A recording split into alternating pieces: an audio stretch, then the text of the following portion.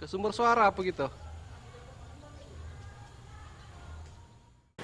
Program pemutihan pajak yang berjalan dari Agustus hingga akhir Desember ini ternyata merupakan kebijakan pemutihan pajak yang terlama. Selain membantu perekonomian masyarakat yang terdampak pandemi COVID-19, tujuan dari pemutihan pajak kendaraan bermotor sejak Agustus 2020 juga untuk peningkatan pendapatan asli daerah Provinsi Sumatera Selatan dalam mendukung program pemulihan ekonomi secara nasional.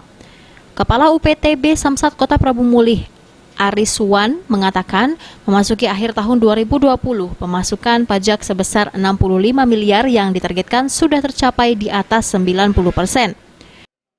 Target apa pajak di kantor UPTD Samsat Prabu Mulih itu sebesar 65 miliar ditargetkan, terbagi dari dua. Yang pertama yaitu target PKB, pajak kendaraan bermotor, itu kami ditargetkan sebesar 36 miliar dan baru tercapai 34,5 miliar atau 97%.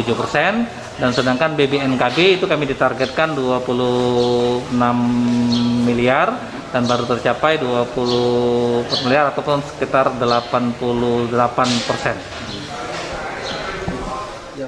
Sementara itu, bagi wajib yang ingin menikmati kebijakan pemutihan pajak kendaraan bermotor dapat langsung datang ke kantor UPTB Samsat yang ada di daerah masing-masing hingga 31 Desember 2020. Beni Firdaus, PAL TV.